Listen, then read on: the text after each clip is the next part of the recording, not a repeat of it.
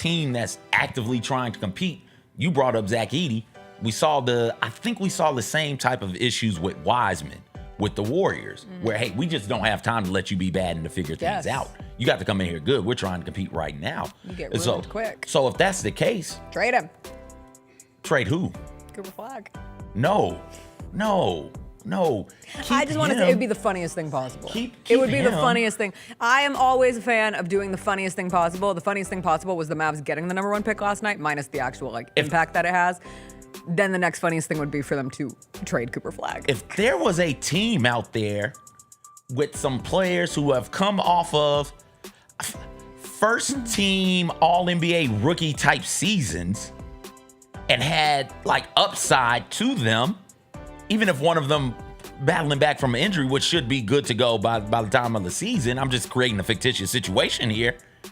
That would align more with the Cooper Flag timeline of when he should be good. Also, if you threw in one of those players with size who people think can one day emerge as a true force on the interior, and a guy who's going to be, according to people, one of the best defensive wings in the league in a couple of years. If you've got that, I mean, why wouldn't you be able to package some of those plus some contracts maybe, and go out there and get somebody on the Mavs who could help you?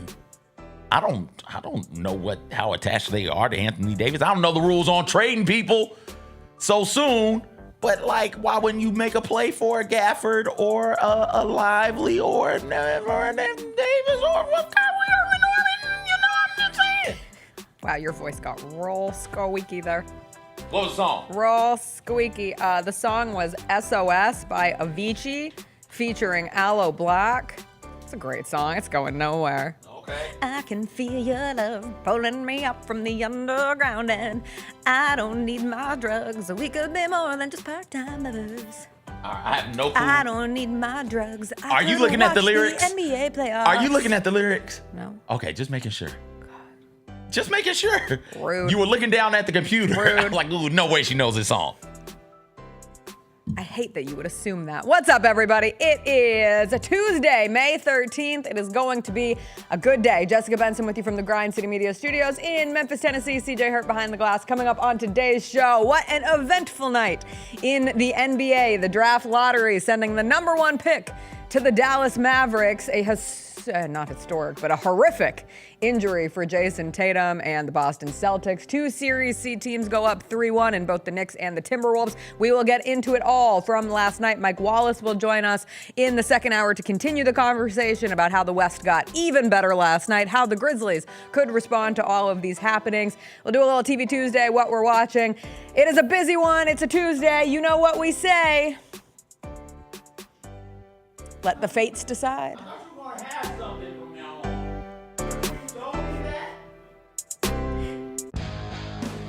Grizzlies fans know it's the team that gives you the edge. Big River Steel does too. And much like the Grizzlies have recruited legendary talent, we want you to be part of our team. Are you ready to be part of something legendary? Then visit www.bigriversteel.com. That's www.bigriversteel.com.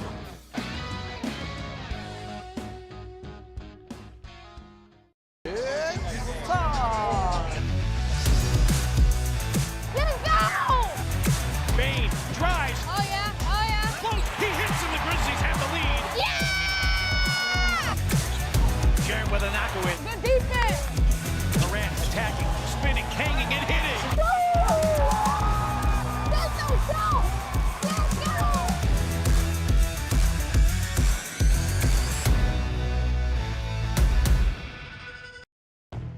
Double your chances to win all month long in March with 2 big promotions. On Fridays, embrace the madness and win a share of $150,000 in cash and free play. On Saturdays, starting March 8th, go for the gold and win your share of up to $10,000 in cash and free play in the 80K Fool's Gold giveaway. Enjoy live entertainment all month long and play for your chance to win big in March only at Southland Casino Hotel. Must be 21 or up. Play responsibly. For help quitting, call 800-522-4700.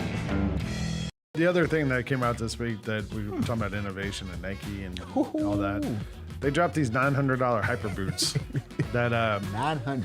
I These have mean, been in they're a works for recovery while. shoe, Yeah, apparently, yeah. that you wear after sports, whatever. Who's buying it? Because all the athletes that we see, they're going to get seeded this. So who's going to actually pay $900 for this? The Sneak Fest Show, live Tuesdays at 2 p.m. on Grind City Media on X, YouTube, and the official Grind City Media mobile app. I thought Penny was smart to handle this the way he handled it.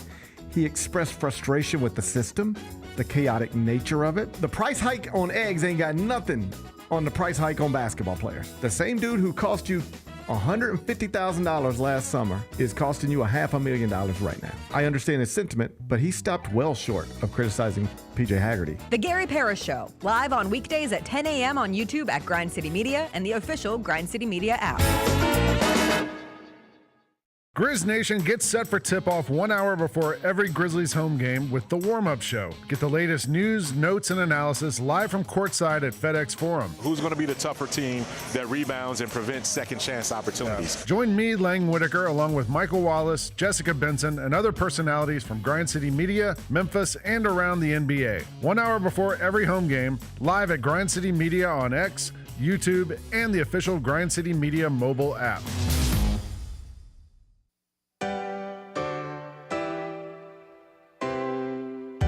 Feels great to feel the sunshine. Gotta own the day like it's all mine. Just got paid in his own time. Been working hard, I've been on the grind. I deserve this feeling, having my way. I've been on this healing. This is my day. The sun's out, hey, let's have a little fun now. Hey, I wanna let it all out. Hey, that's what it's all about. Hey, hey, 'cause I deserve this feeling, having my way. I deserve this healing. This is my day.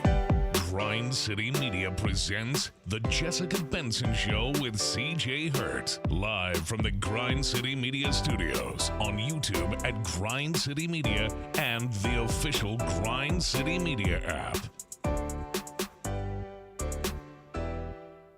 What's up, everybody? Happy Tuesday. Lots to get into from last night in the National Basketball Association, and I hope that you remember one of the rules that you were taught from the time you were but a wee baby, and that is life isn't fair, CJ. Did you ever think it was? Jessica, Stupid question. come on. My bad. Clearly, life ain't fair. That comes from a lot of different angles, but I do think that some of my least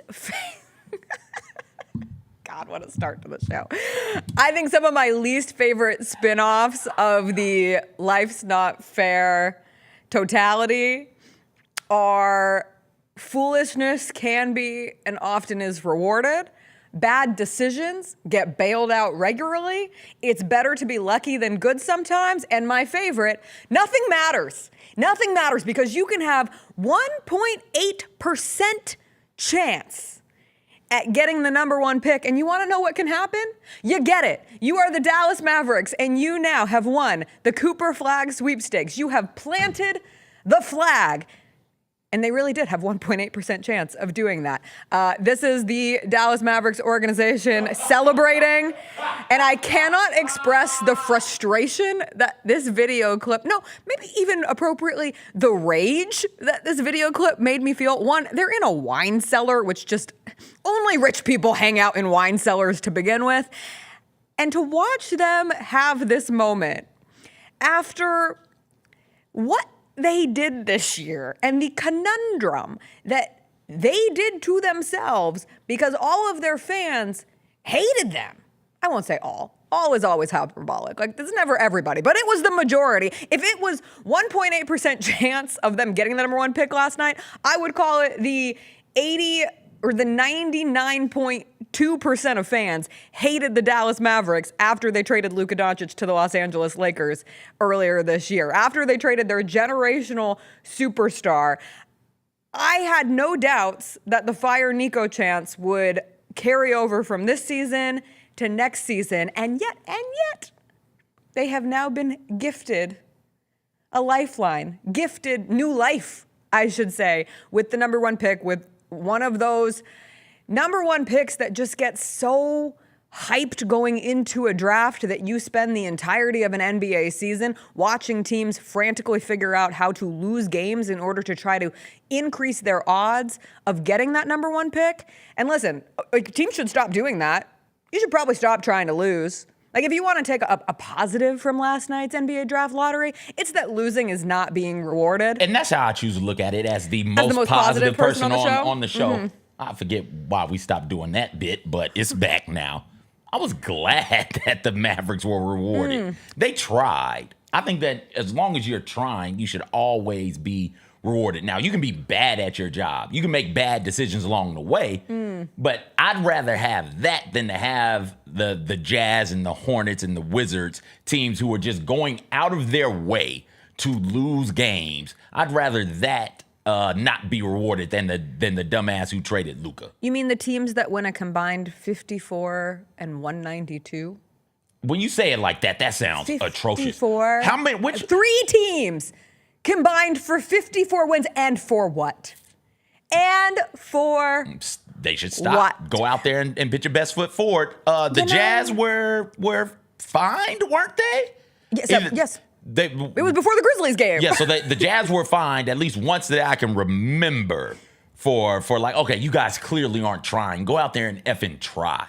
I feel like, let me not say I feel like, I wouldn't be surprised if at some point this season somebody pulled Wizards brass and Hornets brass to the side from the NBA offices and said, hey, stop it. You're making a mockery of this thing. Go out there and try, damn it. I understand that you got Jordan Poole and got Kyle Kuzma for some of the year. And that's not the best way to build a team. You got one of the ball bros. You got Melo. Was it Melo? Yes, Melo. I get the rapper and the other one confused now. Jello. Come on, get your Elos correct. I apologize. You got Melo out there running around with not much help. I understand that, but you guys got to at least try. And to those 3 teams' credit, they did not try very hard, and I would hate to reward them for bad behavior. I would actually say they tried very hard to lose in a way that would not force the complete alarm to be sounded on, you guys are doing this wrong. But it hasn't worked for anyone. Since 2019, since this all changed, the worst team has never won the draft lottery. Like, it just has not happened. So it is about time where we stop pretending like having a 14% chance at the number 1 pick guarantees that you are going to be one of the 3 teams. And I know that they were so hopeful. They were all tweeting out their cute little tweets yesterday morning, like, ooh, a brand new day. Hey, now this is what dreams are made of. No, this is what nightmares are made of. You got a 14% chance of getting it. That means, Jessica, can you do the math on this? Don't know. That means you got an 86% chance of not getting it, of it going to somebody else. Well, and that's my thing, too. Like, 1.8% chance. Listen, I notoriously spent you can do that math. End of my AP statistics class more interested in March Madness than prepping for an AP test that I ended up filling out C as every single answer and then canceled my test results without my parents knowing so that they wouldn't know they paid for a test that I had no intent of actually trying to actually take, because AP stats just wasn't for me. But 1.8% is still a chance. Like, I've seen a lot of people say, well, there was just no way. This has to be rigged. And let's be perfectly clear. The NBA is never beating the allegations. You are never beating the allegations when things like last night happen. When a team trades its generational superstar to the Los Angeles Lakers and then, happens to be gifted the number 1 pick. The ping pong balls fall in their favor and they get Cooper Flag. They get the player that everybody has been clamoring over, or at least the rights to the player. And we'll get into, do the Mavs take Cooper Flag? Because that could be the next funniest thing that happens in this scenario. But ultimately, my point is 1.8% odds are small, but they are still possible. And I will continue to sit here and just, I have no choice but to say the NBA is not rigged. Because if the NBA is rigged, all sports are rigged. And then we're getting into real dicey waters of everything's rigged, everything's a conspiracy theory. Conspiracy theories aren't even fun anymore because everything is a conspiracy theory. I do understand how people get there after last night. And I understand where, choose whatever example you want to give. Like we were talking before the show, how strange that Anthony Davis has been involved in just about every big trade that has resulted in somebody getting the number 1 pick. First, Chris Paul going to LA, and then, the Pelicans get Anthony Davis as the number 1 pick. Then Anthony Davis gets traded to LA, and the New Orleans Pelicans get the number 1 pick. And then a part of this whole Luka Doncic situation going to Los Angeles and the Mavericks ultimately falling into a position where they get the number 1 pick. Now, that's not like a direct correlation, but he's still involved there. So I've seen some people say, what's up with Anthony Davis? But more appropriately, what's up with the NBA? Because then you get into Derrick Rose. Where was Derrick Rose from? Chicago. This is how conspiracy theories work. I'm just laying it out for the people. Where did he go? To the Bulls. What odds did they have to get the number 1 pick? 1.7%. Okay. The Cavs, after LeBron James left. Well, first, after they got LeBron James. I remember when the Grizzlies had an almost chance at getting LeBron James. That was never going to happen because it's rigged. Just ask the people. Just ask the people, CJ. They are laying out, and this is how it happens. There's enough truth, or there's enough reality that people can grasp onto, and it creates a tangled web of, this is all so absurd, it cannot possibly be true. But I will argue, life is absurd, and it's also absurd. If they were really rigging this, they should probably rig it and doing a better job of making it seem like it's not rigged. Big brain?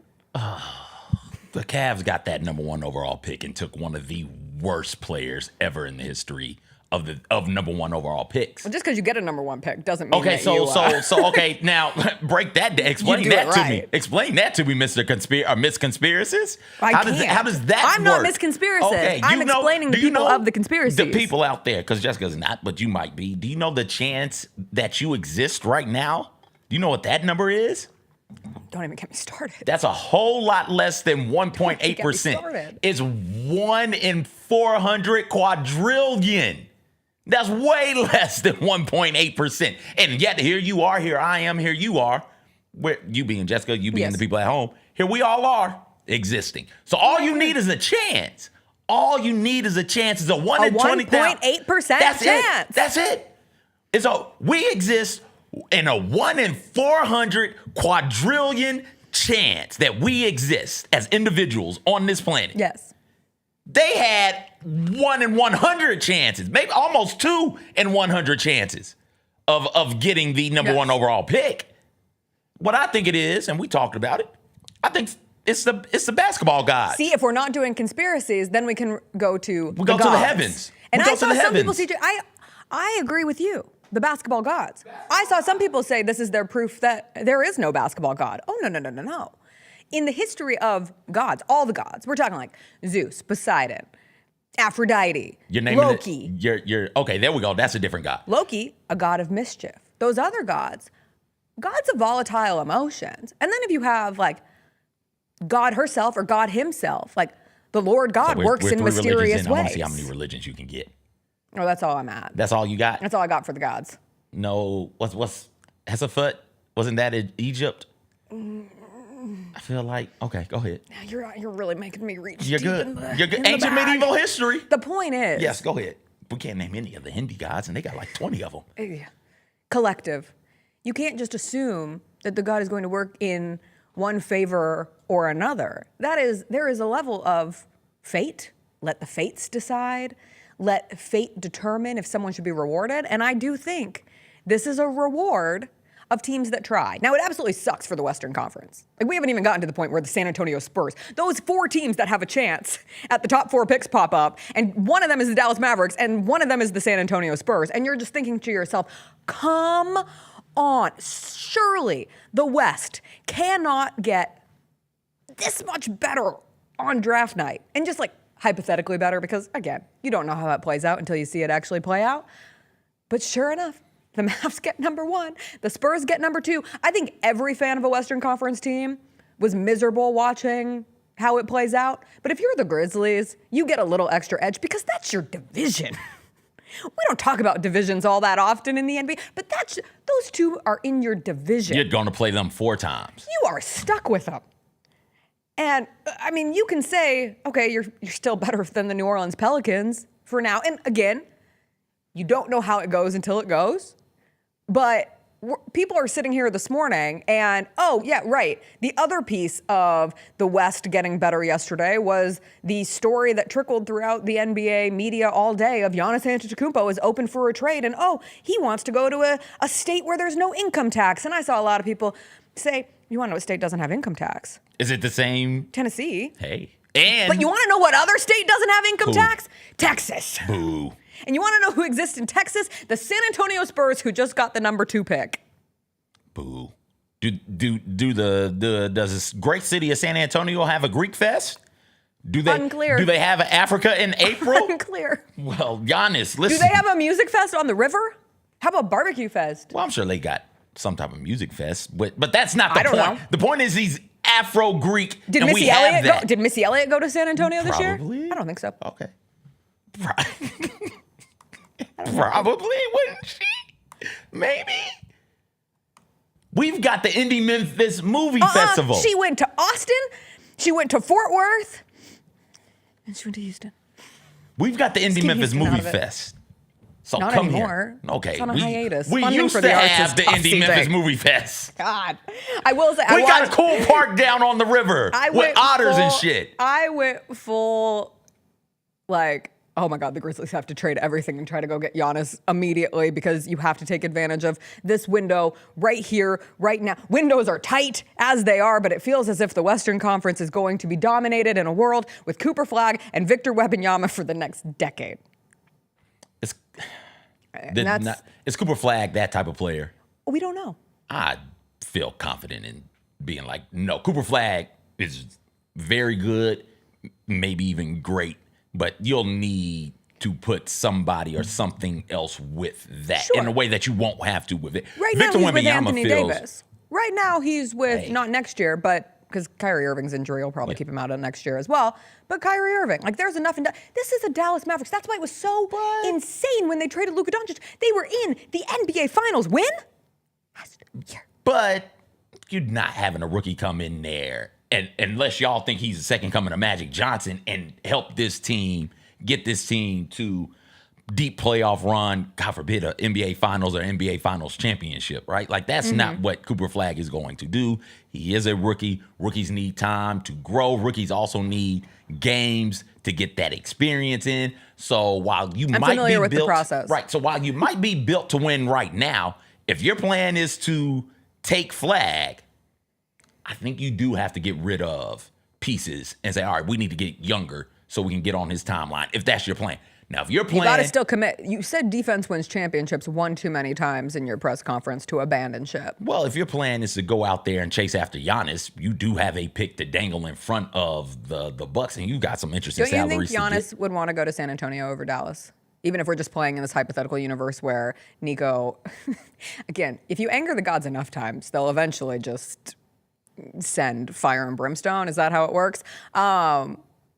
I do think Dallas has been gifted this number 1 pick to try to bring and I don't mean gifted in a rigged standpoint, I mean gifted by the fates to try to bring the fans back because so many of them left. If there was anything that was going to really like instantaneously doom that trade, because we don't know how this looks years down the line. Like there is a very real universe where Dallas long-term wins the Luka Doncic trade, especially if it helped put them in this situation where they ultimately get the number 1 pick in this year's draft. And if Cooper Flagg does develop into somebody who helps contribute on a championship winning team, and if Luka in Los Angeles is unable to win multiple championships, because it does feel as if that bar is that high for Luka in LA and the expectations that come with playing for the Lakers. But the Mavs having the chance to bring those fans back because they were hemorrhaging money from ticket sales, from merchandise sales, from people who said, I'm never walking in that building again to watch this team because I'm so angry.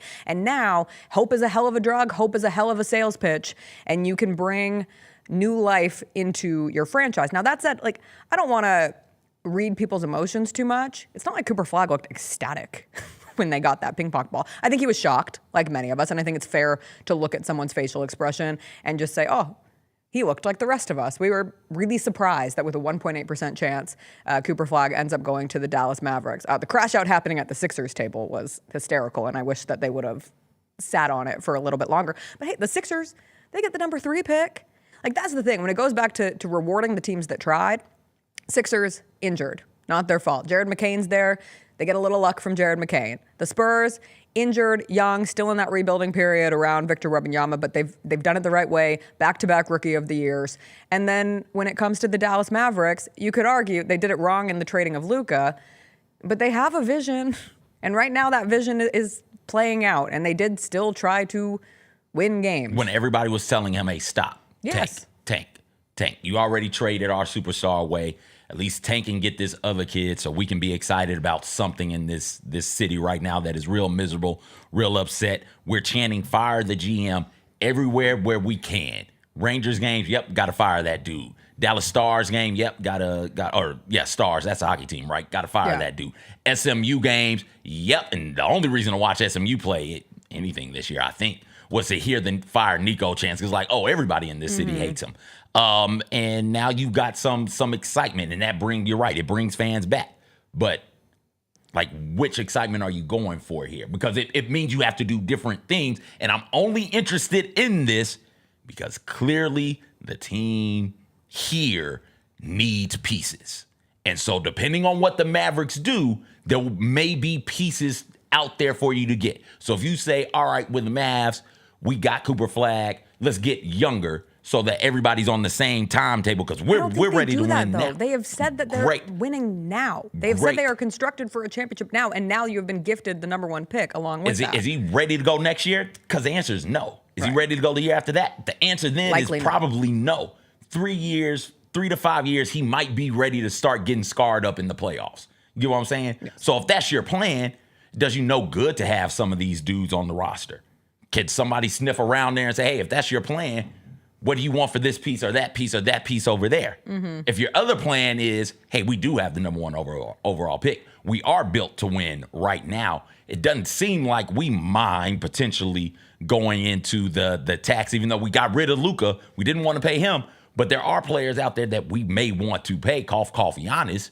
Well, all right, let's go out there and make a package to get Giannis. We might need a third team to facilitate that trade. And in comes the local team like, hey, what do you got over there that might do us a bit of a service as well? Right? Like that's where my mind is right now and where I think this thing is headed to. You got to be on the phones constantly trying to find ways to make your team and your roster better. And the Mavs having that number one overall pick. And hell, I'm going to throw the Spurs having that number 2 overall pick also. Yes. Absolutely means it sucks that they're in your division, and maybe there's some apprehension about trading in division, making a division opponent better. But that absolutely means, hey, if there are pieces over there that we like, we might be able to get them over here. That's what I'm thinking about. Or you take one more rookie on a rookie contract, and we know how the new CBA makes it all the more important to find young talent and to hitch your wagon to their hopeful Who takes one budding more rookie? Stars. The Mavs? Perhaps. Okay. Well, listen, if that's what they do, that's what they do. They got it. If I'm the Spurs, I'm significantly trying to. I don't know which pieces they have deemed untouchable other than Victor Wembanyama, other than De'Aaron Fox, after you just traded for him, Stephon Castle winning Rookie of the Year. Again. So then it gets into the, what kind of package can you actually present to Giannis? Well, that's why you constantly are looking at the Houston Rockets. Well, Giannis, but what would it take to move up one? What would it take to say, good question. Hey, y'all are built to win right now? It's going to take dude 3 to 5 years to be ready to go. We got Harrison Barnes. We got CP3. We've got dudes who are ready to come in and contribute now to a winning basketball culture. Need a point guard. You guys do need a point guard. We have the point guard, according to people in the basketball sphere. Could you figure that out? And then also how far back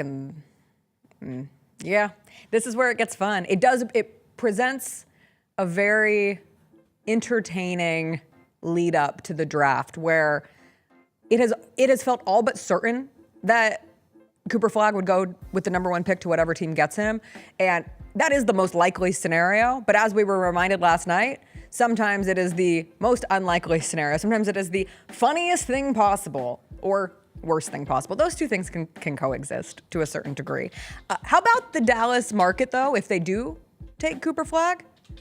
getting the number 1 pick in the NBA draft and the number 1 pick in the WNBA draft, maybe we should spend more time thinking about the city of Dallas. Is there something fishy going on? What's going on in Dallas, Texas is the real question. Because Dallas wasn't supposed to get the number 1 pick in the WNBA draft either. And yet they were gifted Paige Beckers. And now you're going to get some billboard out there with Cooper Flagg and Paige Beckers side by side, number 1 picks. And unfortunately for the Cowboys, not the oil money. It's the oil money. Not the oil money. And unfortunately for the Cowboys, crazy. the NFL doesn't do a lottery. The NFL is just, if you're bad, you get that pick. Yeah. So the Cowboys are never just bad enough to get the number 1 overall pick. And listen, here recently, the NFL doesn't need ping pong balls.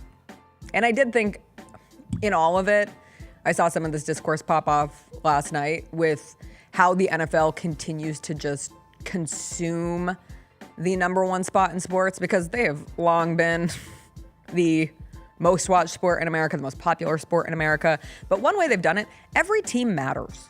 Every city, even the ones that absolutely blow. Cough, Jackson. Sorry. Matter.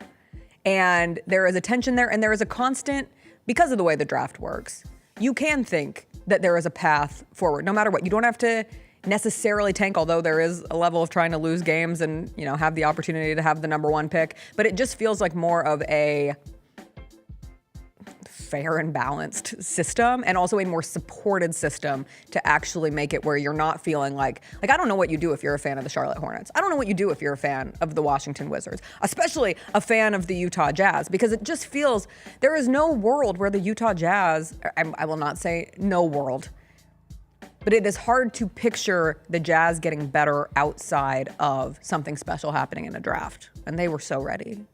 They were so ready for Cooper Flagg. I mean, you got pieces. If you can move those pieces, if there's a team interested in what's their guy? Not Kessler, Lauri. although I love Kessler. Markkanen. If you're interested in Lauri Markkanen enough, you got a piece you can The only dangle. Finnish player, active Finnish player. Well, hey. We have a Finnish coach. All right, we got to take a quick break. It wasn't just the NBA draft lottery that made the West better last night. I say West Coast, Best Coast all the time, but I would like the Western Conference to just chill a little bit. And this isn't the coast. Just chill. Minnesota's not the coast. Memphis isn't the coast. By the time the Pac-12, God rest its soul. It's not dead. It's just barely on life support. By the time the Pac-12 got to the point where Colorado's in it, that's not on the coast. But we're welcome people from out west. Jessica, we come all the way to Memphis. Jessica. We come all the way to the Mississippi River. How many states separate Colorado from the coast? Well, Utah, Nevada, California. How many states separate Memphis from the Pacific coast? The Mississippi River, guys. Please. Not funny. It was a absolutely catastrophic injury for Jayson Tatum last night that made me sick to my stomach, that made many sick to their stomachs. We still don't have the official word on it, but I sent that invite out to the Achilles Warriors Facebook group. Did still you really? waiting. Oh my, I don't know Jayson Tatum's Facebook, but I'm happy to welcome. It's a really helpful place.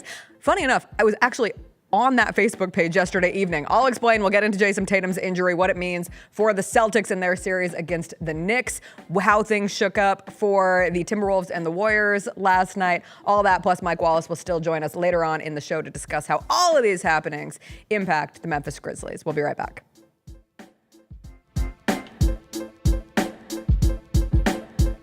We're going to do our pick six favorite Outkast songs in honor of Outkast being inducted into the Rock and Roll Hall of Fame. Elevators is the most creative. Me and you. Yes. Your mama and your cousin too. And I can't. Every time I hear somebody say me and you, I just go to the next one, right? Get all of your HBCU sports and culture news by tuning in to HBCU Huddle with CJ Hurt and Mike Wallace. New episodes drop every Thursday on grindcitymedia.com, YouTube, and Spotify. Let's face it, there's a lot of trash talk in basketball, but the great teams let their performance do the talking. Like Ford F-150 with Pro Power on board, a class-exclusive industry-first feature that turns your truck into a mobile generator and leaves the competition speechless. Ford F-150, official truck of the Grizzlies. Greatness starts here at your Mid-South Ford dealer. Class is full-size pickups under 8,500 pounds. GBWR. Shinedown. Dance Kid Dance Tour. Live in Memphis. FedEx Forum, Saturday, August 30th. With special guests, Bush and Morgan Wade. Get tickets now at livenation.com. Shinedown, live in concert. For more, visit shinedown.com. I got some Cam Ward news for you, by the way. Let me hear it. You talk about being able to sell some jerseys. 7 minutes ago at his introductory press conference in Nashville, Warren Moon walks in. I give you permission to wear number 1. Oh, wow. He hands him the number 1 jersey. Oh, that's amazing. I'm going to give you permission to wear number 1. So he's going to have the number 1 Cam Ward jersey. That's amazing. We're rocking the Cam Ward number 1 Titans jersey. That's amazing. The Chris Vernon Show, live on weekdays at noon on YouTube at Grind City Media and the official Grind City Media app.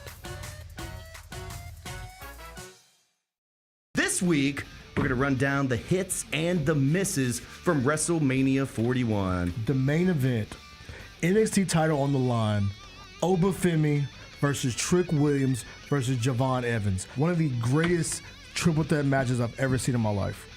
I'm shocked. And it made history because it's the first time there's 3 black men highlighting a NXT pay-per-view. Okay. That was dope too. Tune in to Grind City Wrestling weekly on the Grind City Media app and on the Grind City Media YouTube channel. How about Mr. Irrelevant coming from the Memphis Tigers? Yeah, how about that? New England Patriots Second time. Memphis defensive back Kobe Minor with the 257th overall pick. If you're the player getting drafted at that spot, it's almost better to go undrafted and pick a place as an undrafted free agent to sign with where you have a better chance. But you get a lot of stuff. You get a parade. I think you go to Disneyland, I believe. Mr. Irrelevant goes to Disney? I think so. The Odds Couple, live at 2 p.m. on YouTube at Grind City Media and the official Grind City Media app.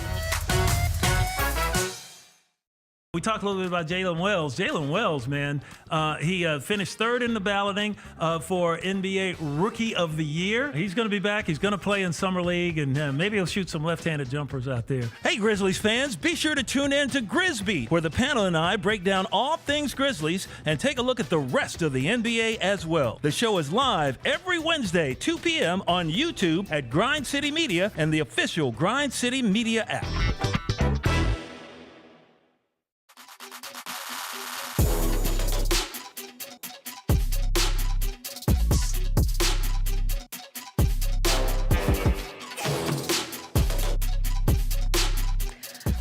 Welcome back. Outside of the NBA draft lottery, that was just the beginning of the evening. 2 games, 2 teams went up 3-1 in their series with both the Knicks and the Warriors, or the Timberwolves, sorry, wishful thinking from the Chris Luther household. But the biggest story of the night is the injury to Jayson Tatum. And they have not called it an Achilles tear officially. It was deemed a lower leg injury. He's reportedly getting an MRI today. But it sure looked like Jayson Tatum tore his Achilles last night from the way the foot planted, the going down, the screaming in pain. We've talked about this on the show. I am a horrible, quick to assume somebody tore their Achilles anytime they go down with a lower leg injury, and I am not always right. But the physical, distraught pain, that's not even an appropriate way to put it, but just how much pain it looked like Jayson Tatum was in made me pretty confident he tore his Achilles. And then not being able to put any weight on it as he gets carried off. And then ultimately we see him in the wheelchair looking just devastated. And it just stinks. It is truly the worst thing about sports, because you take a series that has been so fun and so wild and so entertaining, like Knicks Celtics, and last night was a part of that, and the game itself was awesome, and Jayson Tatum is going off. He's on one. 42 points from the first quarter. He established, this is a Jayson Tatum game. I am going to take this over for the Celtics, and we are going to leave New York with another win. Forget those 2 20-point comebacks for the Knicks. It doesn't matter, because we're going to get 2 wins at Madison Square Garden. The series is going to go home to Boston, tied 2-2, and then you can't even talk about the fact that we gave up the first 2. Obviously, the Knicks come back into it. The Knicks are already in a position where it looked like they were more than likely going to be the team to win that game last night. But now we will never know because Jayson Tatum goes down. And from that point forward, there was just no way the Celtics were coming back. It was such a difficult thing to watch. And it just makes you sad.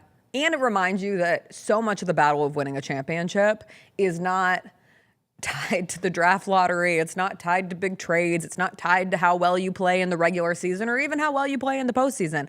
It's tied to injury luck.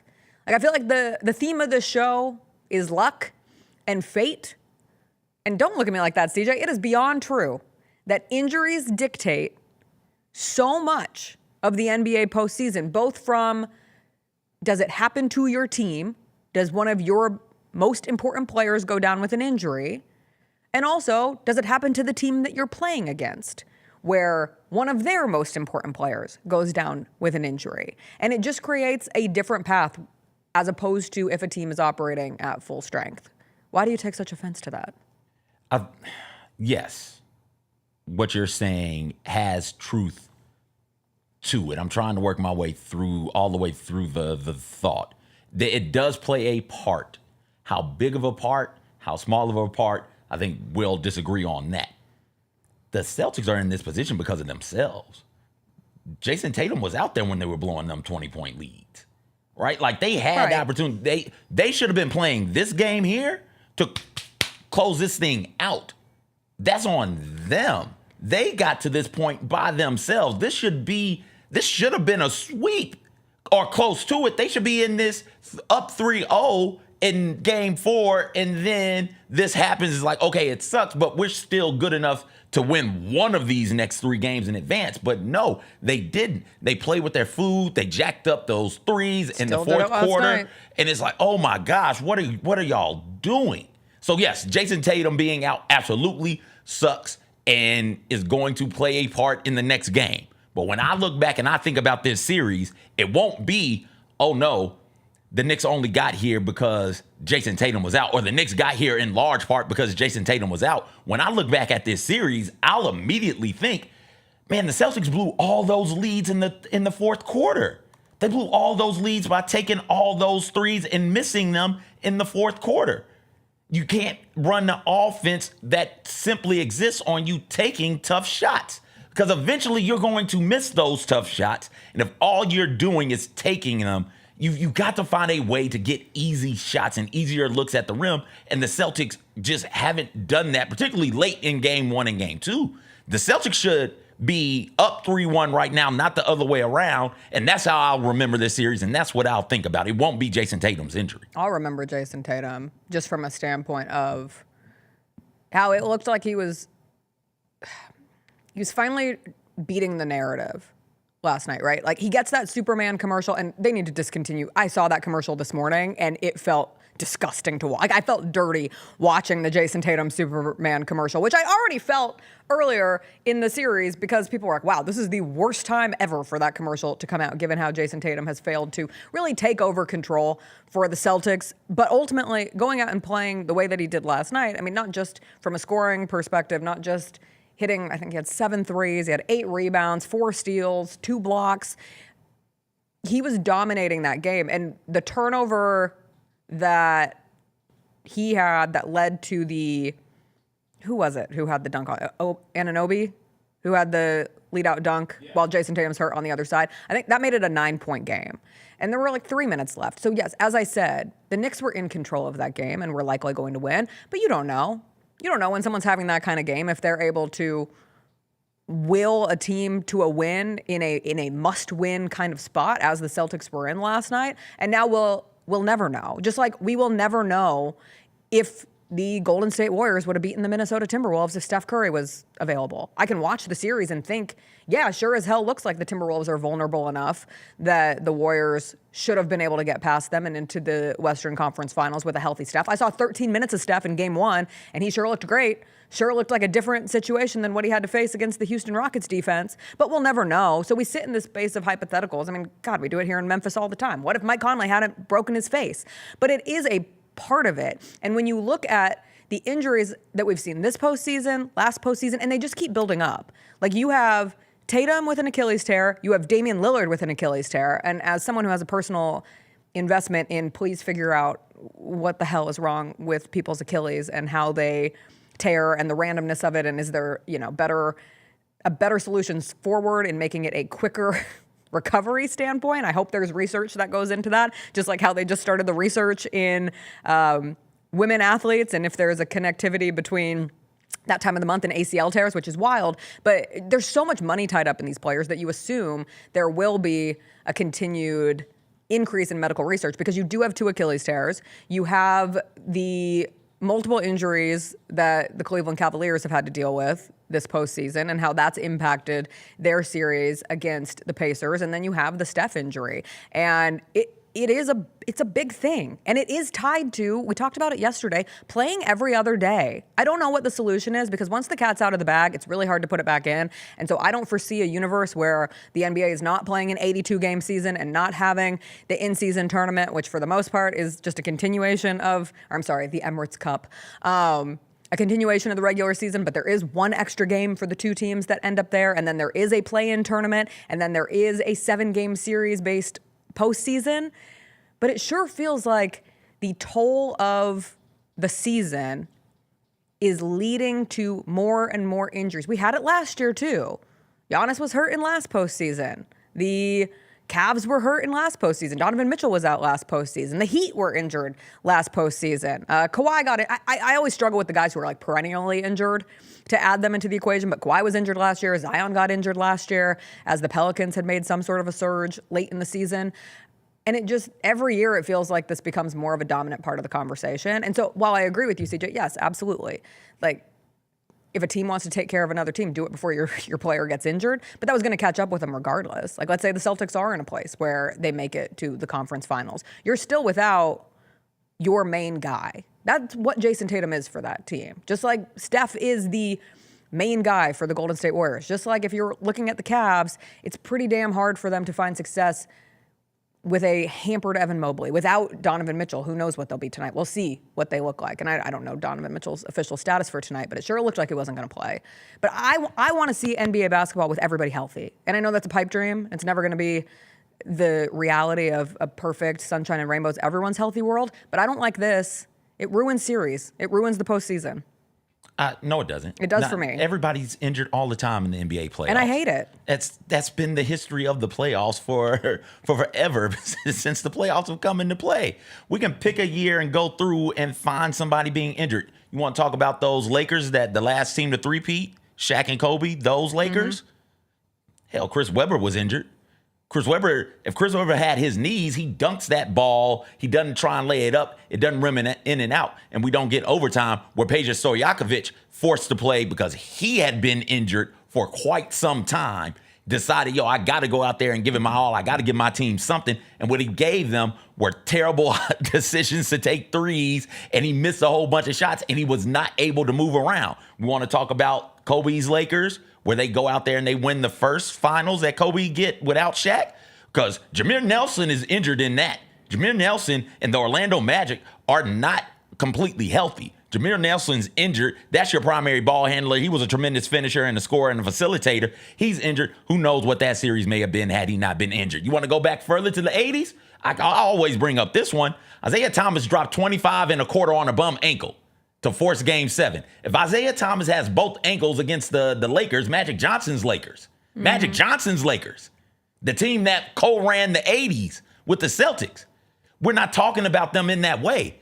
We're talking about the 80s as a three-headed monster, which it really was, because the Pistons would have 3 championships in the 80s. We can do this year after year, time after time. Injuries are a part of this thing. They are more a part of this thing than they have ever been. There are mathematic statistics to back that up. Yes, they are. They aren't. It feels like they're more a part of it. There is actual data I don't get the data out of here. Okay, fine. Get that out of here.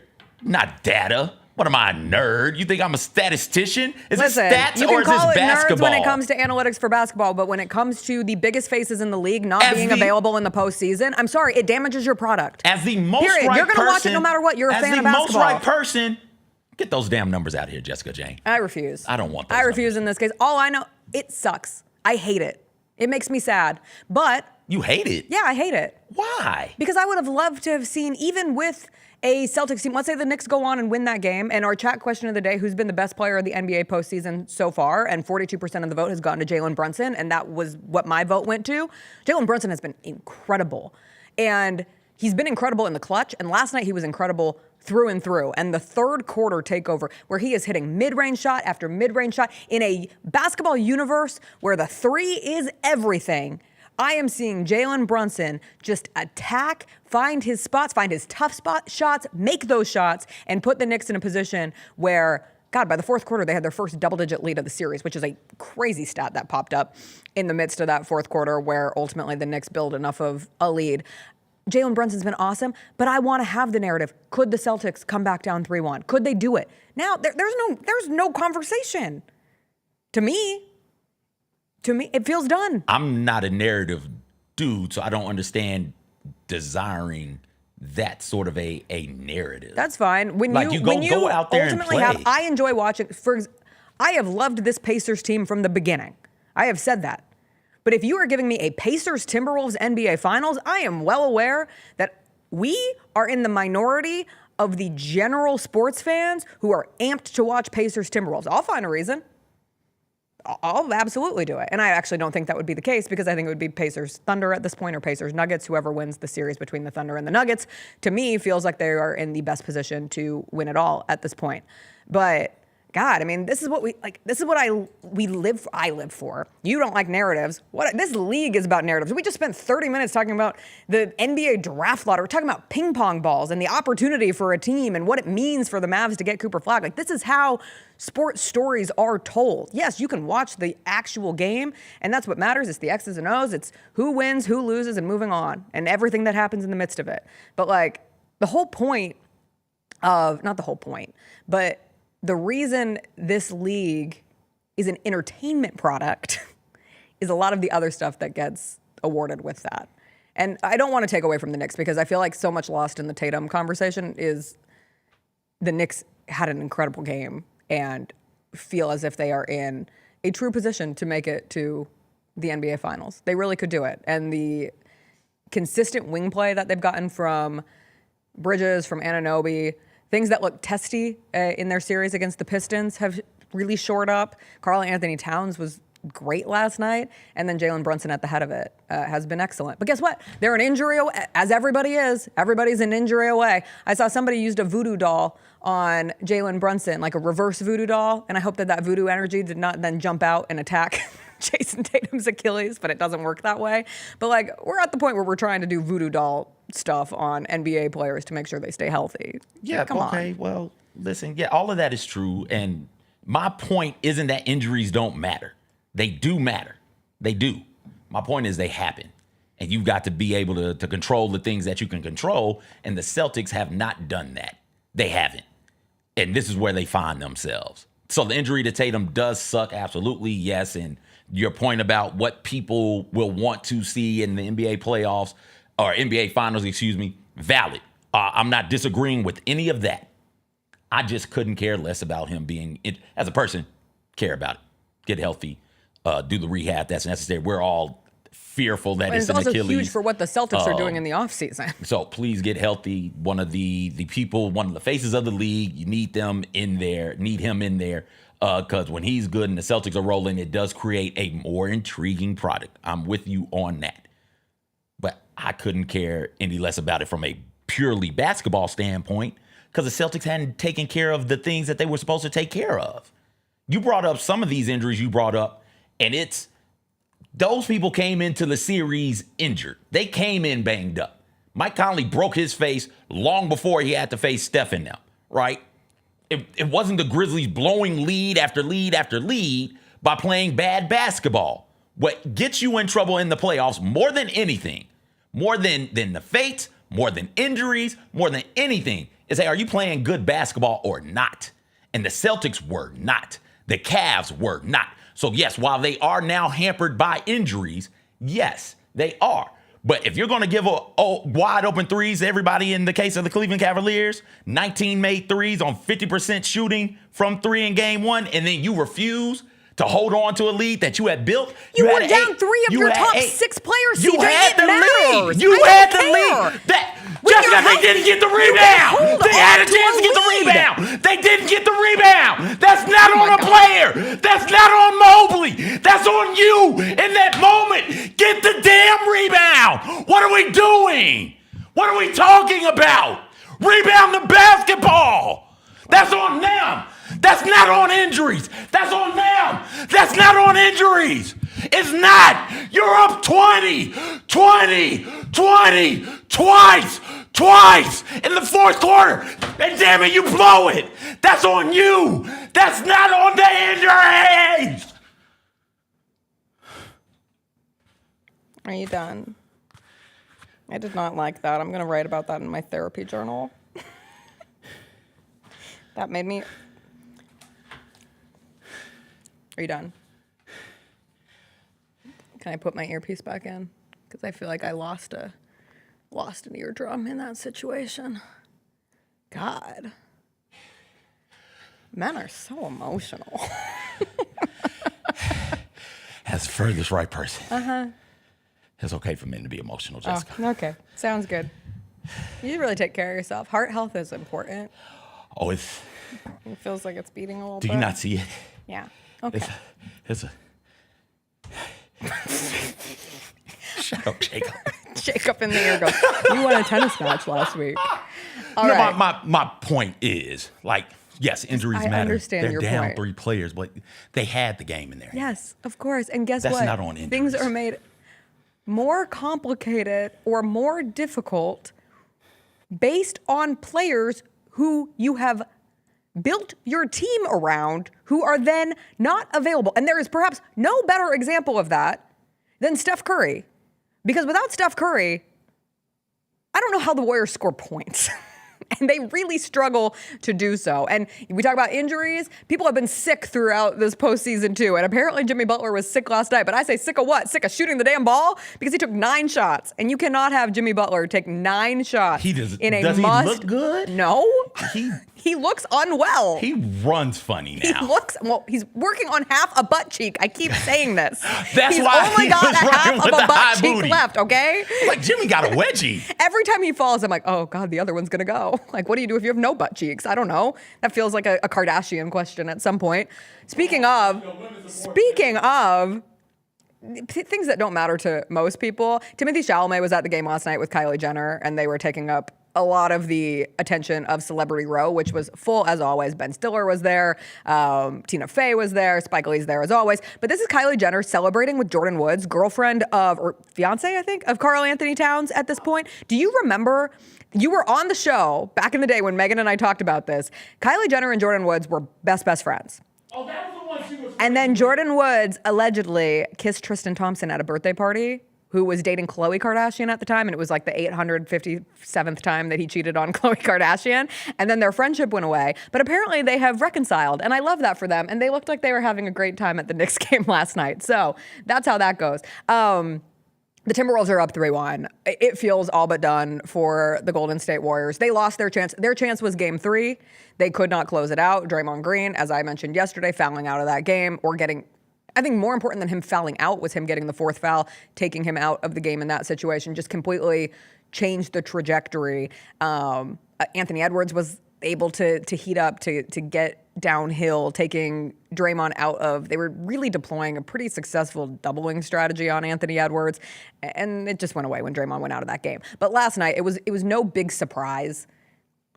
Actually, I will say it was kind of a surprise. I thought the Warriors still could win, but not if Jimmy Butler's only going to take 9 shots and look like he looked last night. And Brandon Pajemski, Chris said, if I say one thing on this show, please be sure to talk about how horrific Brandon Pajemski has been for the Golden State Warriors in the series and how he is now enemy number 1 of the Warriors fan base, because I think he's gone like 9 of 40. It's one of the worst shooting performances over a 4-game stretch in playoff history with a player who's played however many minutes Brandon Pajemski has played.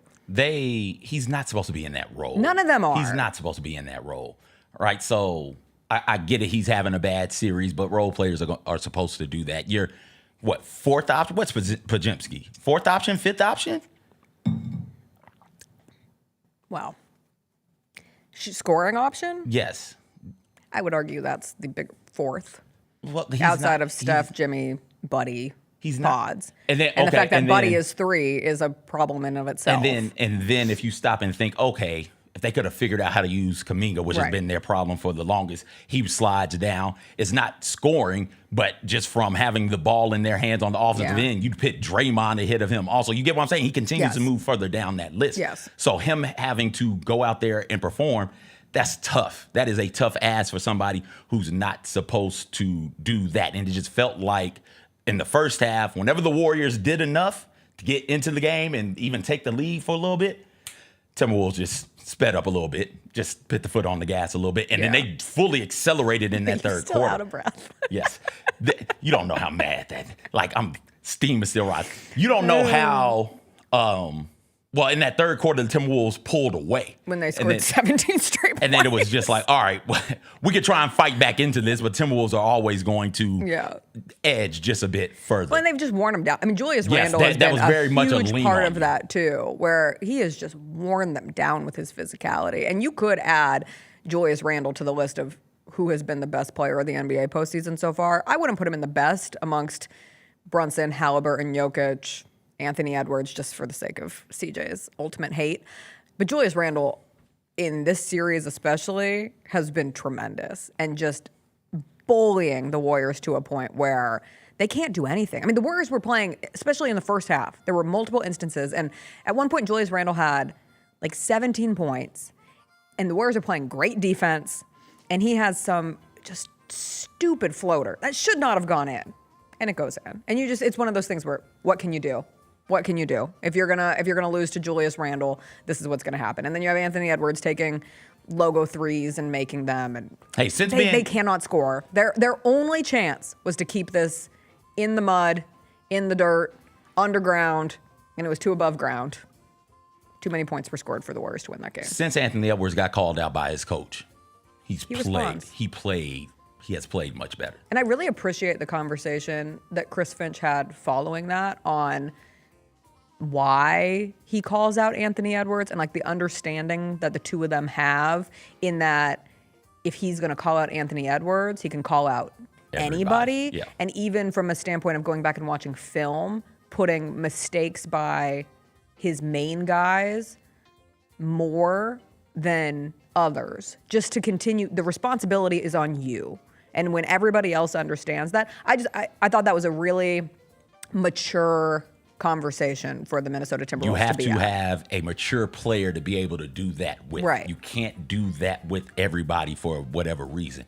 And for Anthony Edwards to be able to handle that, it's like, okay, I get more now why people enjoy watching him play basketball, right? Mm-hmm. I understand that. That explanation, I heard that and I thought, oh, this is Pop. This is Pop talking about what he used to do to Tim Duncan. Yeah. And then what he did when Manu and Tony Parker got there. And it was like, yo, if I can get in this guy, he's a champion. If I can get into him, you know I can come and get into you. Everybody's held to a standard, but you being the star of the team, the one doing all of the lifting, the majority of the lifting, you have to be able to shoulder more. So I have to be able to come at you harder and do it more. Mm-hmm. And Anthony Edwards, to his credit, that second half, game three. Yeah. And then After carrying he was over. horrible in the first half. Don't like that. And then for it to carry over here, I get it. Now I will point out that this is a Warriors team that has been flawed all season, been much better with Jimmy, but they've been flawed. One of the flaws they have is a lack of size on the inside. Also, Evergreen. I mean, when have they not? Look at the Lakers. Another one Yeah. of those flawed on the inside type things. And who's the best perimeter defender for Flawed either of on those the teams? inside, good on the outside. Right, so I don't think that Anthony Edwards is getting these over particularly stiff defensive competitions. But hey, we'll see. Win the series and keep going. Because you keep winning, and I can't say much of anything. You keep winning. Like, go do it. I forgot about a narrative we could have. What if it was Timberwolves Knicks in the finals and it's Karl Anthony Towns versus the Timberwolves? Knicks anybody. You saw them people. You sent the damn tweet in. Knicks anybody is going to be before we take a break, jumping. this was 7th Avenue after the Knicks win. And for people who haven't been to Madison Square Garden, like 7th Avenue is coming out of it on the outside. Those fans are feral. Like these fans are so. Remember Bing Bong? Remember Bing Bong? They have been waiting We have lived our Which entire means lives. the funniest thing, as someone who always, you might be the furthest right, you might be the most positive, but as the funniest person on this show and the one most concerned with laughing, also Ben Stiller's so, God. Look at him. Look at how excited he is.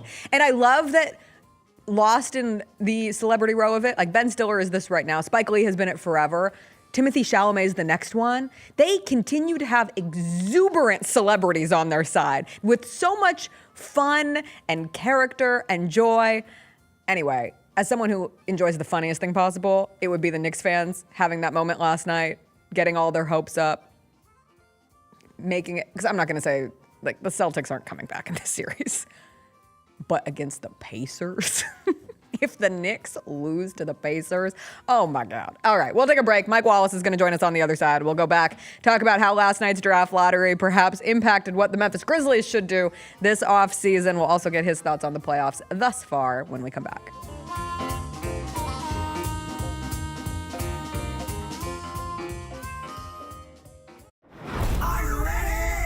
Creed. By overwhelming demand, the Summer of '99 tour returns. July 27th, FedEx Forum. With special guests 3 doors down. And Mammoth WVH. Tickets on sale now at livenation.com. Creed returns, the Summer of '99 tour. Kroger shoppers and Grizz fans, want exclusive last-minute discounted ticket deals texted straight to you during the Grizzlies 2024-2025 season? Sign up with the new Kroger Buzzer Beater deal. Fans can sign up by texting Grizz to 636-479 or visit your local Kroger store in the Delta Division and scan the QR code. By signing up, you agree to receive recurring automated promotional and personalized marketing text messages from the Memphis Grizzlies. Consent is not a condition of any purchase. Message frequency varies. Message and data rates may apply. I got some Cam Ward news for you, by the way. Let me hear it. You talk about being able to sell some jerseys. 7 minutes ago at his introductory press conference in Nashville, Warren Moon walks in. I give you permission to wear number 1. young guy." Wow. He hands him the number 1 jersey. Oh, that's amazing. I'm going to give you permission to wear number 1. So he's going to have the number 1 Cam Ward jersey. That's amazing. We rocking the Cam Ward number 1 Titans jersey. That's amazing. The Chris Vernon Show, live on weekdays at noon on YouTube at Grind City Media and the official Grind City Media app. This week, we're going to run down the hits and the misses from WrestleMania 41. The main event, NXT title on the line, Obafemi versus Trick Williams versus Javon Evans. One of the greatest triple threat matches I've ever seen in my life. I'm shocked. And it made history because it's the first time there's 3 black men highlighting the NXT pay-per-view. Okay. That was dope too. Tune in to Grind City Wrestling weekly on the Grind City Media app and on the Grind City Media YouTube channel. I thought Penny was smart to handle this the way he handled it. He expressed frustration with the system, the chaotic nature of it. The price hike on eggs ain't got nothing on the price hike on basketball players. The same dude who cost you $150,000 last summer is costing you $500,000 right now. I understand his sentiment, but he stopped well short of criticizing PJ Haggerty. The Gary Parrish Show, live on weekdays at 10 a.m. on YouTube at Grind City Media and the official Grind City Media app.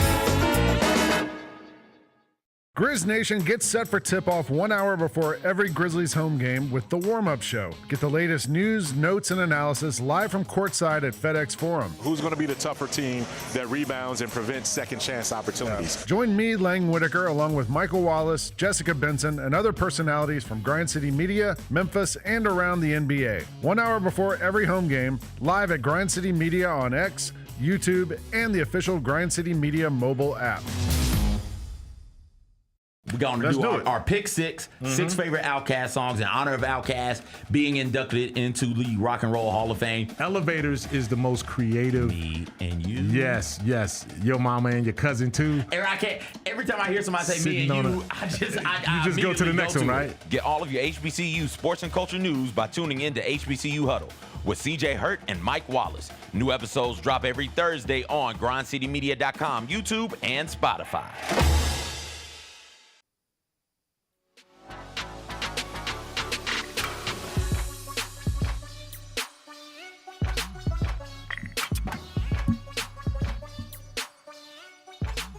All right, welcome back. Welcome back. It's a Tuesday. It is time to connect with Grind City Media senior editor Michael Wallace. He joins us every Tuesday. He joins us now. Mike, what do we need to do to redistribute the wealth to the Eastern Conference? Because it's getting a little out of control following last night's NBA draft lottery. Hey, well, you know what? It's one of those things where, it's a lottery. Like, I've been in that room a half a dozen times in my career, the sequestered room covering the lottery. I see how the process is. They go to extreme lengths to show you and be transparent about everything when it comes to how the ping pong balls are slotted. You see all of the combinations, thousands of combinations of numbers on the wall. So you almost know, and you're keeping track with every ball that drops. You're jotting down that number. And by the time that last ball drops, you pretty much eliminated what teams aren't going to win it. And you figure out what 2 or 3 teams are still in it. But yeah, it's one of those deals, man, where, it's a phenomenal system to experience and being part of. And anyone who believes that it's rigged or slightly rigged, I would hope that they get an opportunity to be back there so they can see it for themselves. But yeah, that distribution, I mean, who knows what can happen? It's a random but weighted system. And frankly, to me, it's working. I think it really is working. Okay, I want to ask you about that, though. Do you think the NBA cares that a lot of people think it's rigged at this? Yes. This has been a conversation throughout the history of the NBA, but I did find myself wondering, especially as we are more and more in the social media era, and we don't have to get too big-brained in this, but we've seen that have an impact on politics, on medicine. Conspiracy theories have legs that grow exceptionally fast because of how things are discussed on the internet, because you can connect with literally everybody who has a similar opinion to you. But it truly stood out to me the second the Mavs get that number 1 pick. Twitter, threads, blue sky, everything is full of the NBA cannot beat the allegations with a night like this, even if, as you lay out, it's a process that isn't rigged and it's just chance and a lottery. I mean, hell, I buy a lottery ticket all the time. I don't understand why I haven't won the lottery yet, because certainly at some point it should work out in my favor, but it doesn't. That's how the numbers work. But how can the NBA or does the NBA address this, or do they just, I don't think they can hope that it dies down, Mike, because I don't think it ever will. No, I think the NBA is smart enough to know that, hey, if you're talking about this, then that means you're generating more interest and more clicks and more likes and more, into your lottery system. So you welcome the attention, and then you deliberately lay out what the process is and how informed the process is. And I think that was one of the brilliant things that this current leadership in the NBA did, was invite external media members back there in the sequestered room. And like I said, it's an experience that it's really, really, really unique, right? And it's one of those things where whether you're with The Athletic or the New York Times or, papers in California, or even with some team sites, like, you see the same thing. You're around the same people. You see the armored, security guards with the briefcases, with the lottery combination balls, and you see everything. And you're like, if they're figuring out a way to rig this, they're going a long way to do it, right? It's a lot that has to go into it. I don't think it's rigged. I've seen this happen twice now. When the Chicago Bulls jumped to get the Derrick Rose lottery, they had a 1.8% chance of getting it. They got it, just like the Mavericks did. I love it when teams that are semi-competitive, or at least play-in level competitive, end up winning a top 4 lottery spot, because you got to reward them for trying to play their season out. What I don't like is what Danny Ainge and the Utah Jazz have been doing the past few years. That was a proud franchise that was in the playoffs. They knew what they were as a market, and they were competitive every year in and year out. What I don't like is what Philadelphia did with the process system that still hasn't worked. That team never got to past the second round of the playoffs in 7 years of the process, right? So teams that try to outsmart the lottery system and do all of this intentional, unintentional tanking, so to speak, I hope they never get rewarded. But you do see teams like Cleveland. The year LeBron is up, he's a hometown product. He gets to go to Cleveland from that standpoint. You saw San Antonio get it twice, and now you see Dallas, after they make a controversial trade, get the number 1 pick. So it all kind of works out, and I think it's an intriguing system. Yeah, it's the 3rd straight year that a team with the worst record will pick 5th overall. So tanking is not working. And I saw a lot of the sentiment, the NBA draft lottery is not working, it needs to be reevaluated. And I'm with you. I was like, no, I think it's working exactly how the powers that be want it to work, where it is not an instant reward for losing as many games as possible and putting yourself with one of the worst records. Because guess what?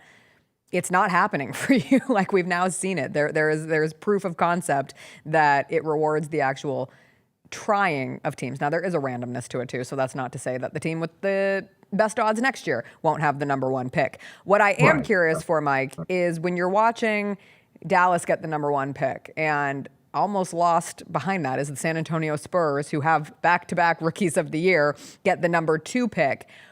How does that put pressure on the rest of the Western Conference, and also specifically on the Memphis Grizzlies, when you have to look at this not as even a next year impact of what these players could be or what they do with these picks, but the next couple of years in terms of the window that we always talk about in contending? Well, it tells you that specifically in your division, and I tweeted out immediately afterwards, I said, look, this division doesn't get any easier, and it's going to be more competitive even next year, because Houston is already, one of those teams that jumped up, right? They've already completed their process. And now you're talking about Houston having another lottery pick, because they did get a lottery pick in this draft. They didn't even really play Reed Shepherd. He was the number 3 overall pick. So you can package Reed Shepherd, another lottery pick, and then get into that Kevin Durant sweepstakes or any big game hunting sweepstakes. So that checks off Houston.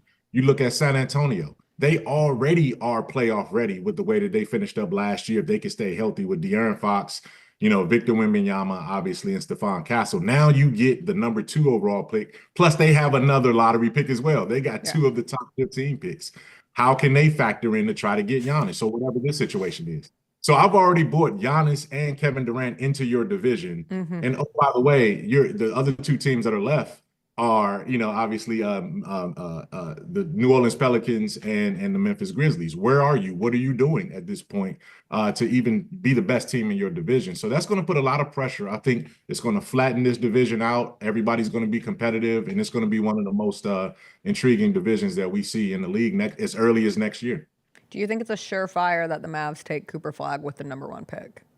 Absolutely. I don't see any reason why they wouldn't. And I would even go back. Listen, I'm not a Nico apologist.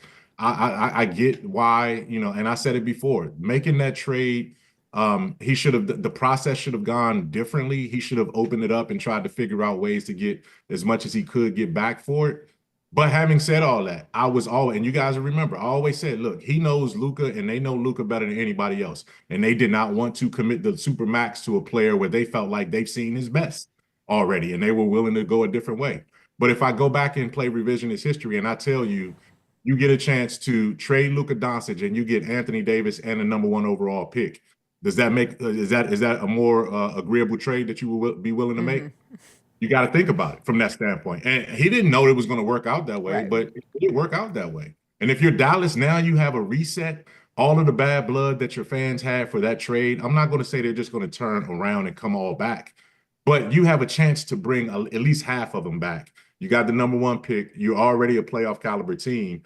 And, Dallas, man, they ended up coming up aces on this one. So kudos for them, man. Like I said last night, kudos for Dallas. They won it.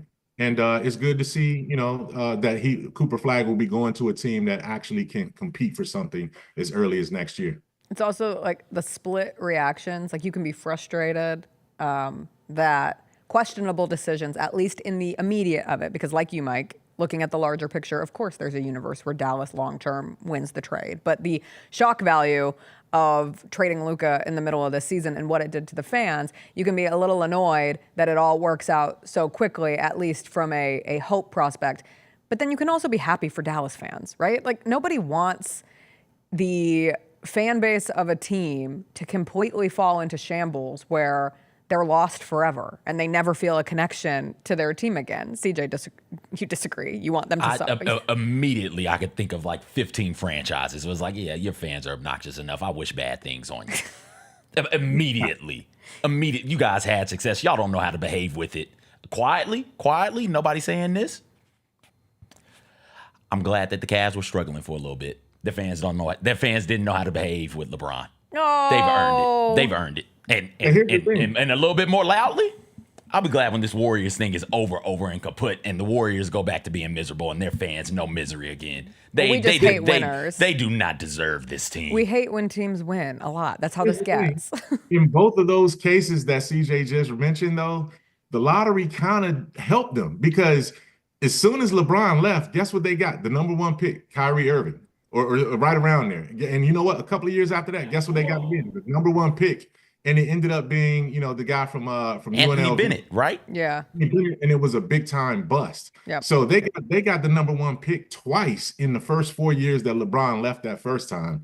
And they just wasn't able to figure out how to turn it around. In the case of the Warriors, the 1 year when they got hurt and got bad, they had 2 top 5 picks. They got Kuminga, and then they got the kid from Memphis. That didn't work out, James right? Wiseman. Yeah. James Wiseman. So it's almost like the lottery was there to catch both of those teams when they failed. It's also a reminder that just because the lottery catches you doesn't mean that it cradles you and nurtures you to a healthier place ultimately. Sometimes it drops the baby on the head. Yeah, that's me practicing, see? There you go. Perfectly said. Well, I don't have an actual baby. When I had my bag of flour in middle school health class, I always supported the neck. Actually, we attached little doll heads to the back. Anyway, that's a whole other story. Mike, watching the playoffs up to this point, have the playoffs given you any further enlightenment on what the Grizzlies need most? Like watching from the outside in, I think there's a natural tendency when your team is not participating in the postseason anymore, you think, well, how could my team compete with what I'm watching playing out in front of me? And ultimately, how do they get better going into next year and hopefully put themselves in a position where it's not an early exit? Has any of that stood out to you throughout the postseason so far? It has. The level of pace and defense and depth are things that stand out to me. If I'm looking at the Memphis Grizzlies and I'm evaluating the Grizzlies, I'm not going to be able to do it the Knicks way or the Boston way, where I can pay over the top for these exorbitant rosters and, get 2 or 3 guys that are making super max level money. I have to look at the Indiana Pacers way. I have to look at the Oklahoma City way, and do it with depth, do it with getting lucky with some young guys that are going to reach their potentials a lot faster than most people expect. Do it with the guys on rookie scale contracts. Like, to me, again, with the Oklahoma City model and the Indiana Pacers model, which again, I'll say this, we have not as an NBA society given the Indiana Pacers enough credit for the way that they've done it, how great of a coach that they have, and the system that they had to build this team. And because again, they were in the Eastern Conference Finals last year, and everybody kind of dismissed it. They got swept by the Celtics. And now, they're on the verge of being able to get right back there again. And if they play the Knicks, it's a toss-up series, really, when you talk about both. Neither one of those teams really have that experience. So one of those teams, as you said before break, is probably going to get to the NBA Finals. Mm-hmm. And you're going to scratch your head and be like, wow, we didn't see this coming from either one of those teams. But if you're the Grizzlies, you have to do it more of the Indiana Pacers model and Oklahoma City model. Build around a superstar player, and then have your second, third, fourth, and fifth best players all be sort of interchangeable in terms of being able to contribute on a nightly basis, and do it with depth and do it with pace and do it in waves more so than trying to load up and do it with superstars on big time contracts. Okay, but I also like the delusional method. It is delusional season. Yeah. Is there any universe where the Grizzlies can be in play for Giannis Antetokounmpo, who is open to moving for the first time in his career in Milwaukee? Typically, and I'm only speaking from my experience, yes. There's a reason to be delusional and think you have a chance. You should, right? But in my experience, I've seen Shaq go through this. I've seen up close and personal LeBron go through it. I've seen Carmelo Anthony go through it. I've seen Kevin Durant go through it. I've seen Carmelo Anthony go through it. None of those guys end up in a situation where they're saying, let me figure out how to get to the smallest market that I can figure out how to get to, and be the best player in the smallest market on a team that hasn't won a championship before. So I'm just saying that, like, those things are all true. But did any of those small markets have a pyramid? I'm just saying. They probably haven't. No, you're right. The connection between Athens. I'm not saying Athens, Greece has the Pantheon. Yeah.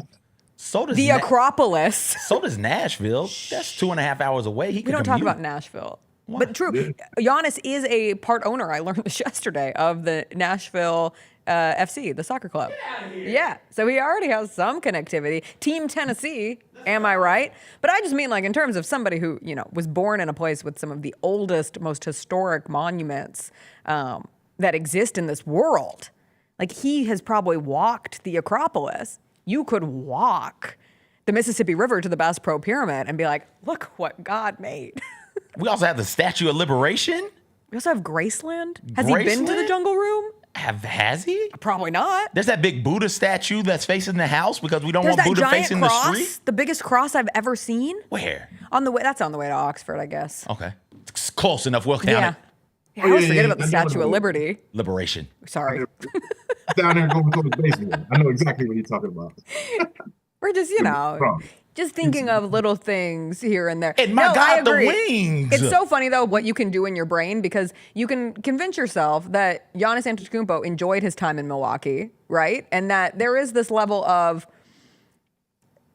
players from out of the United States of America coming to America, already having to adjust to the big differences that come with living in America. We saw it with Luka in Dallas. Like, I think there are probably huge growing pains from a living standpoint of moving from Dallas to Los Angeles that Luka has to figure out, and even just the spotlight of it all. Like, yes, Dallas is the 5th largest market in this country, but there's a massive difference between life in Dallas and life in LA. And so perhaps Giannis found comfort in a Milwaukee. You have a Jokic who seemingly has found some comfort and a championship in Denver, and Giannis also found comfort and championship in Milwaukee. So maybe he's less bright-eyed on big cities and more on hometown vibes. Well, hey, see how long that's going to, sustain you. You know what I mean? I want you to be nourished off of that. You talked about the nourishment. Yeah. Yeah. Yeah, cradle that for a little bit and see where that gets us. Mike is a veteran. Cradle that baby one more time, Mike. Cradle the baby. Look how Mike is supporting the neck. Look at him. He's a vet. Yeah, you gotta be up. You gotta be up. The shoulder elbows has to be up, side to side, elbows up. Because the digestion has to go north-south in terms of yes, that's how we do it. Thank you, Mike, for both your wisdom on the draft lottery not being rigged and what everything will be going forward. We appreciate you as always. We'll catch up with you next week. Absolutely, guys. Bye, Mike. You can read the latest Mike Check at grindcitymedia.com. Speaking of learning things about having a baby, I am really on baby TikTok at the moment. Why? I don't know. It just keeps feeding me these, because my friends all have babies, so they're like, to have one. They're like, don't you want a baby too? I'm like, no, not yet, please. But I always stick around for the advice because I feel like it's modern day parenting books or just TikToks. And they said you should pick a song that becomes like the bedtime song, and there's this level of comfort there, and it helps the kid always feel connected to the song, and it helps them go to sleep, or it helps them feel support. Anyway, somebody said that their song is a remix of Hey DJ, That's My DJ, but it's my PJs, they're my PJs. And I was like, noted. I'm never forgetting that. As I go elbows up. When I hold my baby, it's elbows up, side to side. The person singing Go PJs, That's My PJ. Just out of curiosity, ethnicity?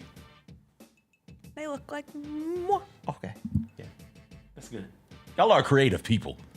We try. Y'all are. We try. Speaking of, Lil Wayne, next week, right here at FedEx Forum. Get your tickets. Not next week, I'm sorry, Thursday. Thursday, get your tickets. I know, I'm really upset about it because it's the first night of Smoke Slam, which is always the most fun night of Smoke Slam. He's right here.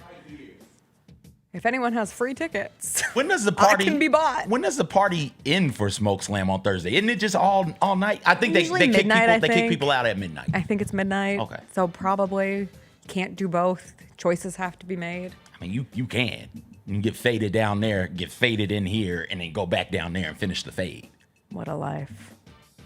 Might be what your boy does. We're not working on Friday. We have to take a break, right? Yeah. Okay, take a break. We'll come back. We'll do a little TV Tuesday, some quick what we're watching.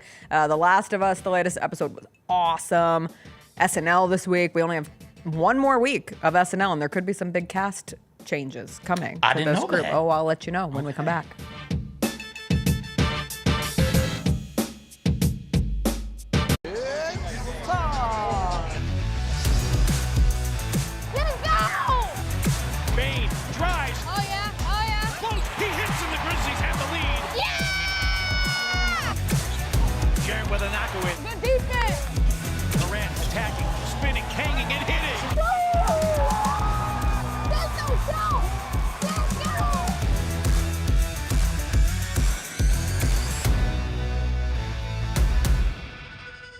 Sonic Radio. Welcome back to Sonic RNDIO. That spells radio with me, the CIO. This just in, the new Sonic $1.99 menu lets you build a crave-worthy meal for just $1.99 an item. Whether that's a creamy shake, crispy tots, or a quarter-pound double cheeseburger. This just out. Ostriches. They're mean, not very cute, and in my opinion, way too big for a bird. Don't miss the Sonic Fun 99 menu. 5 items, always $1.99. Live free, eat Sonic. Tax not included. See menu for details.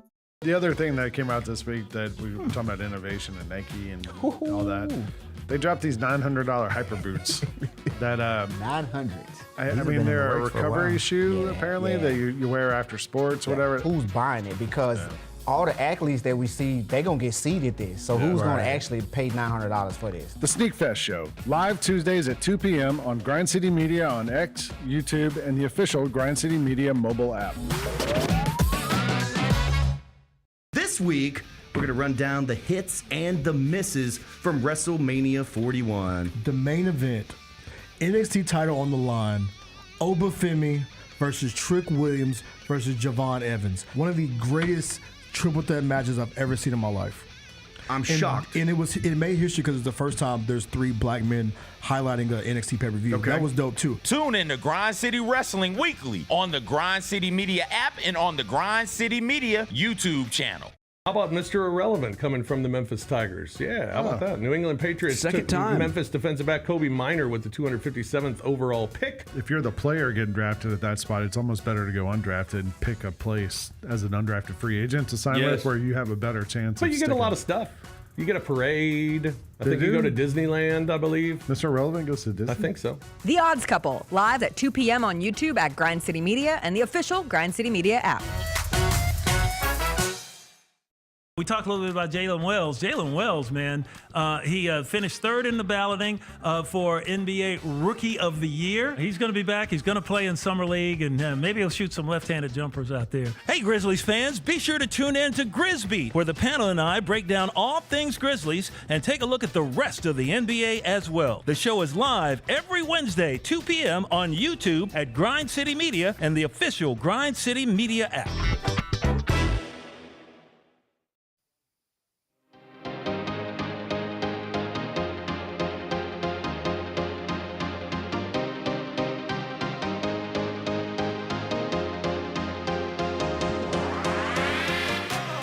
Welcome back. I was not able to watch this weekend's episode of SNL with Walton Goggins. I think I'm going to watch it tonight. I had planned to go to it after the NBA draft lottery last night and watch it between the lottery and the Knicks Celtics game.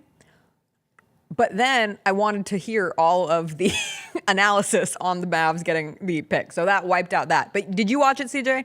Yeah. Was it a good episode? It was for me it was. Yeah, I've heard it was good enough that I do want to go back and watch it. You know how I'd say it every time we talk about SNL. Each episode is its own thing and it caters to a different audience. I think this one was more of a sophomore dude type humor thing. The one that there are a couple that stand out, skits that stand out to me. There's a song about finding a baby shoe and what that does to a woman. Okay. And then there's a twist in the song, which I thought was pretty funny because it was just goofy and stupid and who saw that coming. And then the Mother's Day brunch was great. It's got Goggins openly hitting on dudes' moms. Okay. And it is raunchy and hilarious. My wife even laughed at it. So those two immediately stand out. Those two were real good to me. And then Weekend Update is great I've as seen always. parts of Weekend Update, and I keep seeing the Mikey Day, I have a spider on me, like tearing all his clothes off bit over and over and over again. Yeah. People are speculating that Mikey Day, Colin Jost, Michael Shea, and Heidi Gardner are perhaps the 4 cast members who will be leaving after this season, which devastated because Weekend Update has just hit such a stride with Colin and Michael. Like they are so funny together. Their chemistry is perfect. I wish they could just stay on staff to do strictly Weekend Update, which they mostly do. But you've seen them, especially Colin has popped up in more skits the last couple of weeks, and it feels like an ode to, oh, this might be the end is near, like almost a tribute of sorts throughout it. I'll be bummed if they're gone. I'm really curious who will be the new host of Weekend Update. I've gotten in some significant arguments with friends. If they're watching, they know. But But I think it's going to be Michael Longfellow, who's the like real deadpan Bill Hader's son. Yeah. Seems like a mix of Norm Macdonald and Bill Hader. And I think they have been preparing us for that. I could be totally wrong. The streets could be totally wrong. But it does seem like that's where I think he'd be I really good like at him. it. I The adore tall, him. Yes. lanky, kind of awkward, just like straight. deadpan. Yeah, just straight. super deadpan. Yeah. I think he's funny, and I think he's good. Like I think that's him at his best. You compared him to who again? Norm Macdonald and Bill Hader had a baby. Yes, Mhm. absolutely get big Norm Macdonald vibes from that guy. And I really enjoy him. He also reminds me of someone I know, and so it brings me joy every time he pops up. But anyway, one episode left. We will see who that ends up being. In terms of what we're watching, NBA playoffs have continued to take over my life, but I do make sure to watch The Last of Us every week. This most recent episode was so good. And I like evergreen. I say that after every episode of this show. I am shocked how much I love The Last of Us. It is not the kind of show that I would normally be interested in. There is so much violence on the show that does bring me a certain level of discomfort because it's just to watch it every week. I've been cool with horror movies, with watching really violent movies because it's brief, but the majority of the shows that I watch do not have a lot of gruesome in your face. How long is the violence? Like this? It's pretty like constant. Is this? You'll have an the episode where boys it's level? not. I mean, like I watched somebody's like be I don't know what you would call it when they take a sword Disemboweled. to your disemboweled while hanging from a tree. All right, so this And I is, watched the guts fall out. This and I was is- like, oh. Is this boys level bad? No, because The Boys to me is such a caricature. Okay. This feels, and it's not real because it's post-apocalyptic and you have mushroom zombies for a large part of it. But I think you're right. It's the human to human violence. It's not the fighting the zombies that feels excessive to me. And it's not excessive. It's just not something that I normally am consuming as much. So when it's people on human people. on human. Yeah, like we Gotcha. had another torture scene I'll turn this up. week. They're that into torture. I was like, oh, my mom would hate this. But it was good. The episode ended, and I was like, I need another one. Hit me with another one. And I know the people who played the game. It's very fun to watch the show with somebody who played the game because he's so excited.